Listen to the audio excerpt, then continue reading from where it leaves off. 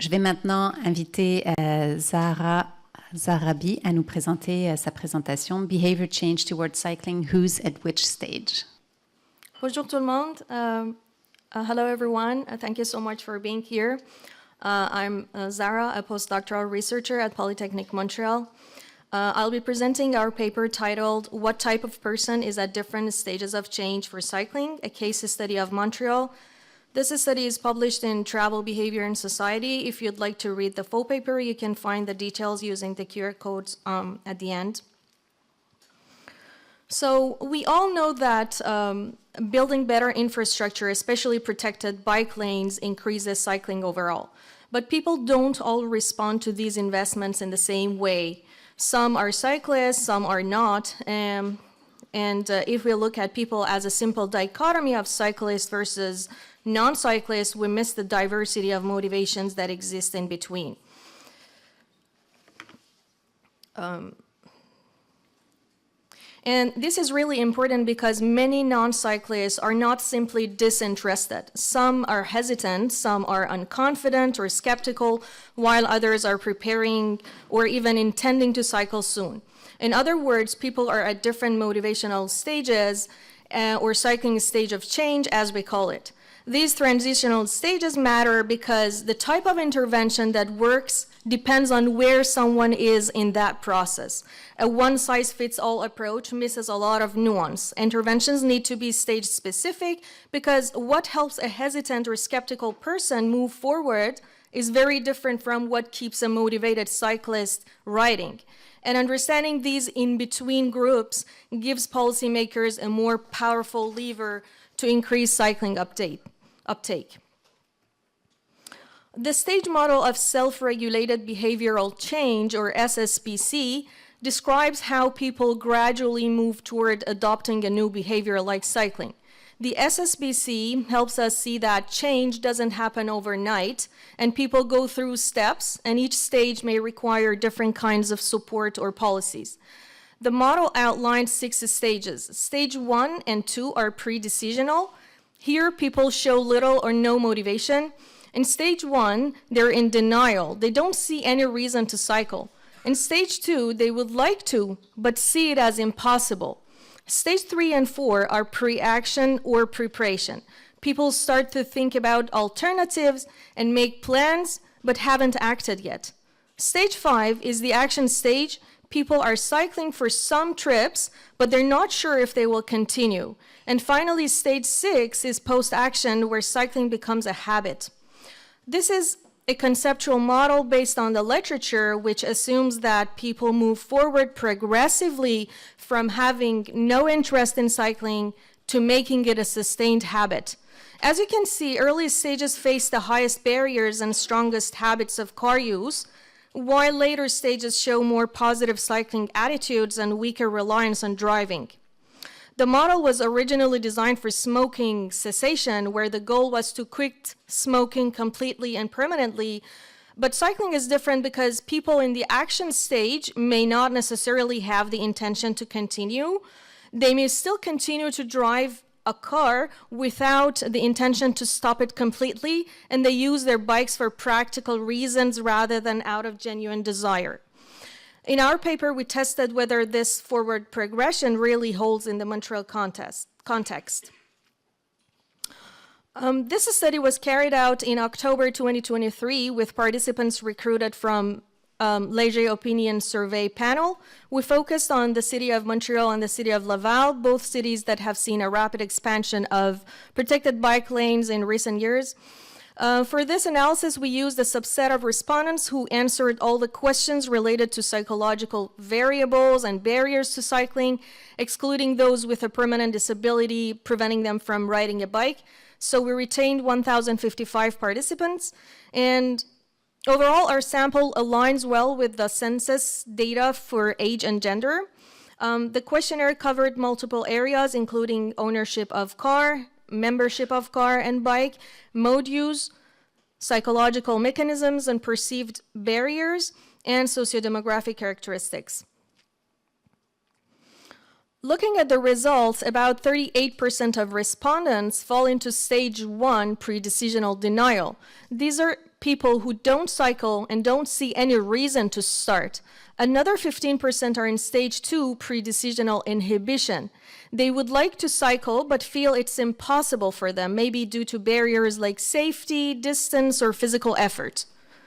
Then we have the thinking and planning stages, around 12% in the pre-actional stage, where they are considering cycling but have no concrete plans yet, and about 6% are in the preparation stage, where they actually know which trips they could replace, which routes they would use, but haven't started regularly.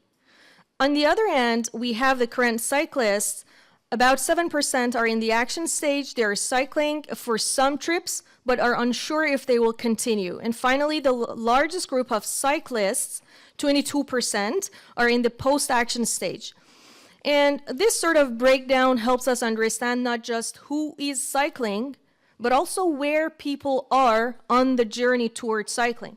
1/3 of people are interested in cycling but not yet doing it, a clear opportunity for policy action, while another third are already cycling and we need to support them so they don't slip back.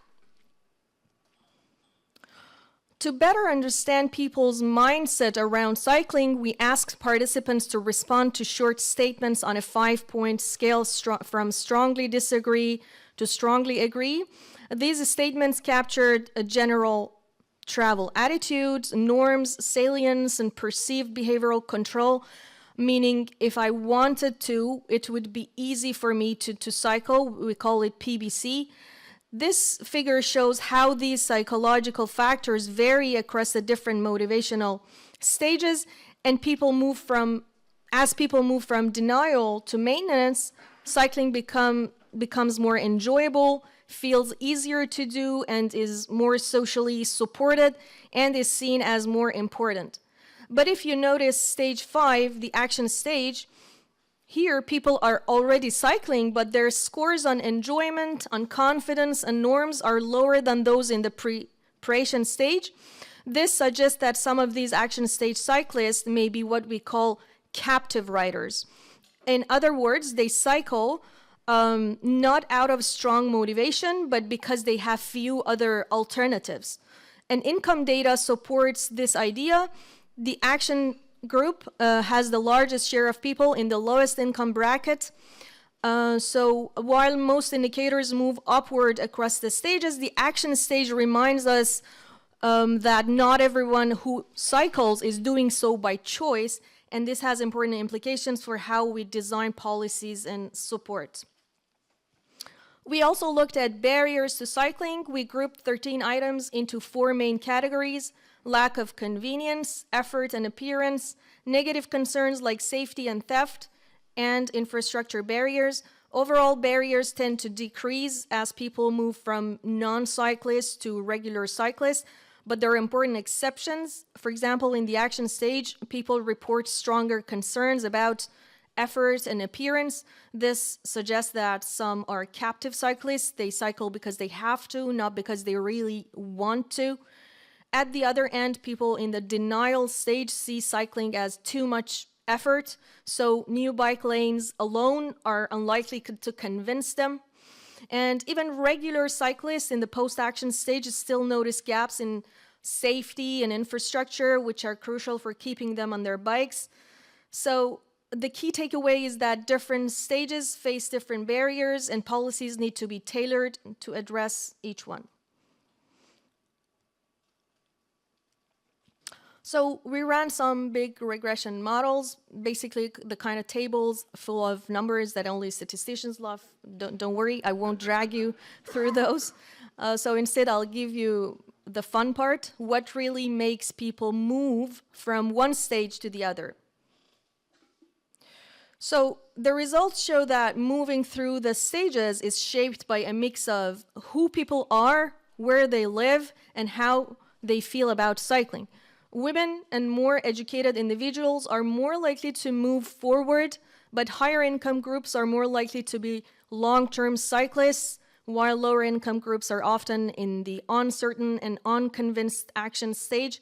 People living in areas with more and better quality cycling infrastructure are significantly more likely to reach the maintenance stage. Enjoyment is the biggest driver. People Progress when cycling feels fun, not just practical. Confidence and supportive social norms also play a crucial role. At early stages, barriers like inconvenience are very powerful, but as cycling becomes a habit, these concerns diminish. Finally, our findings show that cycling adoption is not just about infrastructure, but also about psychology and motivation. First, about a third of people are interested but not yet cycling. This is a big opportunity for policy. With the right support, many of them could start riding. Second, we see two types of current cyclists, captive riders and choice riders. Supporting captive riders so they don't relapse is just as important as attracting new cyclists. Third, positive emotions and confidence can make a big difference. People move forward when cycling is enjoyable, feels doable, when safe. High quality infrastructure reduces barriers. So the policy message is clear. Combine infrastructure investment with strategies that build confidence, highlight enjoyment, and address specific barriers at each stage. That way, we not only get more people on bikes, but also keep them there. And what I want to leave you with is this story. People don't just fall into two camps of cyclists and non-cyclists. They move along a journey from the nope stage, where cycling isn't even considered, to I wish I could, and getting ready, where the interest is growing. Some then become bike curious, trying cycling by choice, while others fall into the unconvinced group, cycling reluctantly, often because they don't have other options. And finally, there is the dedicated cyclists who've made it part of their lifestyle. If we want more people to reach this stage, we have to tailor our policies to help them move along the way. I know the text here is very small. You're not expected to read it right now. You'll have the full access to the presentation if you'd like to look at the details later. Thank you.